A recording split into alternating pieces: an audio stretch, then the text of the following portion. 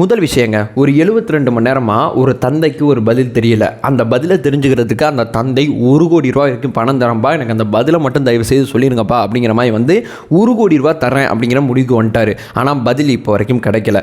அவரால் முடிஞ்ச அளவு அவரால் என்ன செய்ய முடியுமோ அதை செஞ்சுட்டு இருக்காரு.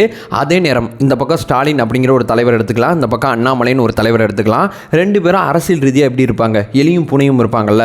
ஆனால் இப்போது இந்த 2 பேருமே அரசியலை விட்டுட்டு தங்களால் முடிஞ்ச உதவியை பண்ணிகிட்டு இருக்காங்க.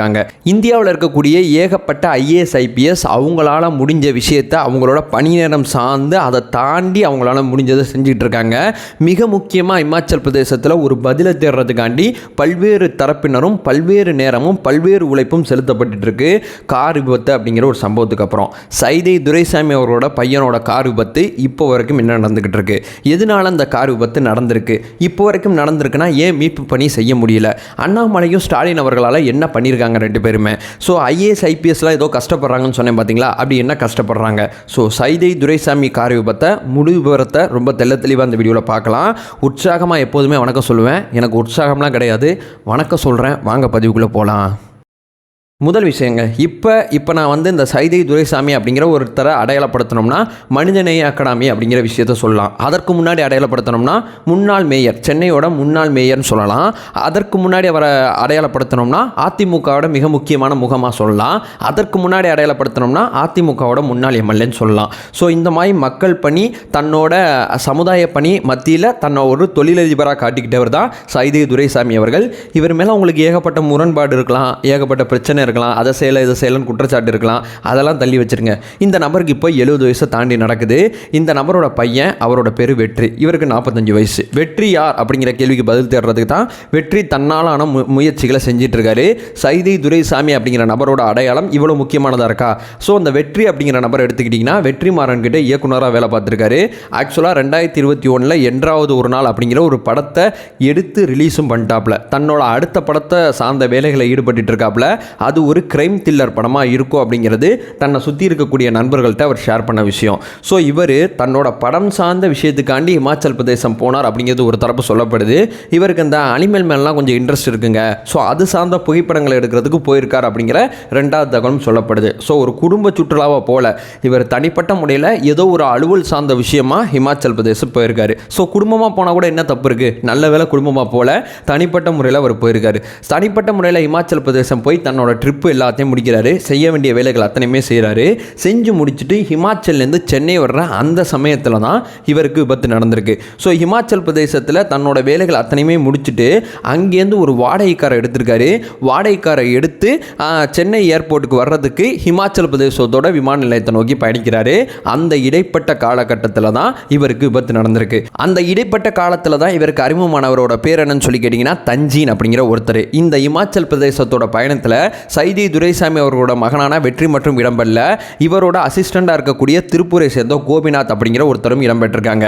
ஸோ அந்த தஞ்சீன் அப்படிங்கிற நபர் இருக்கார்ல, இப்போ நம்ம பேசிகிட்டு இருக்கோம்ல அவரை பற்றி, இவர் இப்போ உயிரோடு இல்லை, இவர் இறந்து போயிட்டார். ஆக்சுவலாக இந்த தஞ்சீன் அப்படிங்கிற அந்த வாடகை கார் வச்சிருக்கக்கூடிய நபர்கிட்ட அந்த வாடகை காருக்கு 2 பேசி அந்த வாடகை காரில் ஏறி இவங்க தன்னோட பயணத்தை ஆரம்பிக்கிறாங்க.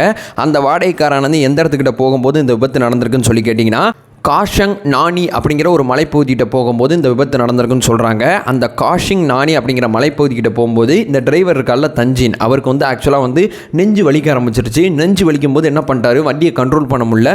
வண்டி அங்கும் இங்கும் போகுது. அங்கும் இங்கும் போகும்போது ஒரு கட்டத்தில் ஒரு 200 அடி பள்ளத்துக்குள்ளே இந்த கார் விழுந்துருதுங்க. 200 அடி பள்ளத்துக்குள்ளே கார் விழுந்து டச்லெட்ஸ் அப்படிங்கிற அந்த ஆற்றுக்குள்ளே அந்த கார் போய் விழுந்து போயிடுது. டச்லெட்ஸ் அப்படிங்கிற ஆற்றுக்குள்ளே விழுந்தோன்னே காருக்குள்ளே கார் அப்படியே எடுப்பாங்கள்ல, ஆற்றுக்குள்ளே கார் விழுந்துருச்சு. உள்ளூர் மக்கள் போலீஸுக்கு தகவல் கொடுக்குறாங்க. போலீஸ் எல்லாருமே வராங்க. அங்கே ஆம்புலன்ஸ் வருது. பேரிடர் மீட்பு பணியில் இருக்கக்கூடிய நபர்கள் வர்றாங்க. எல்லாருமே ஒரு பக்கம் வந்துட்டு இருக்காங்க.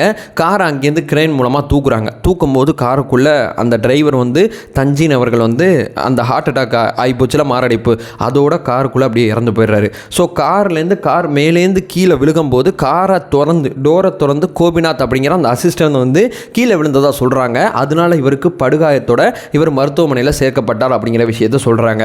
ஆனால் ஒருத்தரை மட்டும் காணவே காணுங்க. 3 நாளாக தேடிக்கிட்டே இருக்காங்க. எவ்வளோ முடியுமோ அவ்வளோ தேடுறாங்க, ஆனால் காணோம். அந்த ஒருத்தர் யாருன்னு சொல்லி கேட்டிங்கன்னா சைதை துரைசாமியோட பையன்.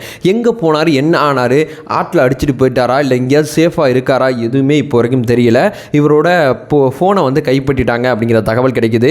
பாறைகளில் சில இரத்தக்கரைகள் இருந்துச்சு. அந்த இரத்தக்கரைகளை எடுத்து சோதனைக்கு அனுப்பிச்சிருக்காங்க. இது யாரோடது அப்படிங்கிறத கண்டுபிடிச்சாவது இவருக்கு என்ன நடந்திருக்கு அப்படிங்கிற அந்த சின்ன க்ளூ கிடைக்குமே அப்படிங்கிற நோக்கத்தில் அதை செஞ்சுக்கிட்டு இருக்காங்க.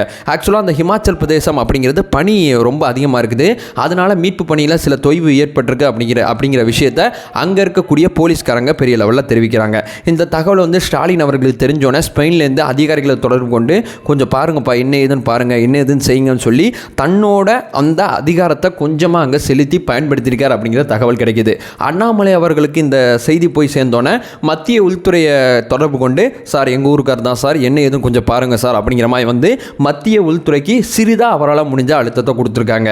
அதே நேரம் பார்த்தீங்கன்னா மனிதநேய அகாடமியில் இவர்கிட்ட படிச்சிருப்பாங்கள்ல சில IAS IPS அதிகாரிகள், அவங்கள என்ன பண்ணியிருக்காங்கன்னா அவங்களுக்கெல்லாம் சைதை துரைசாமி அவர்கள் தகவலை பாஸ் பண்ணி என்னோட பையன் தாங்க, என்ன ஏதுன்னு கொஞ்சம் பாருங்கள் அப்படிங்கிற மாதிரி வந்து இந்த தகவலை பெரிய லெவலில் அவர் பரப்புறாரு.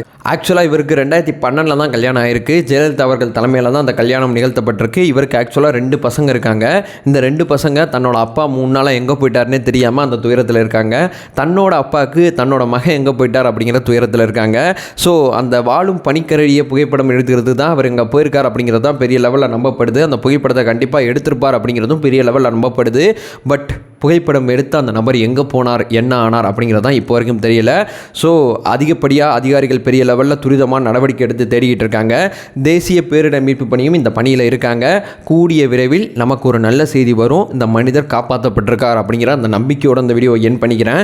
நம்ம சேனலை ஃபர்தராக ஃபாலோ பண்ணிங்கன்னா பொலிட்டிக்கல் ரீதியாக பல்வேறு விஷயங்களை பற்றி நம்ம பேசிகிட்டு இருக்கோம். ஒரு செய்தியாக கொண்டு வைக்க முயற்சி பண்ணிகிட்டு இருக்கோம். அதை சொல்லிட்டு வீடியோ என் பண்ணிக்கிறேன்.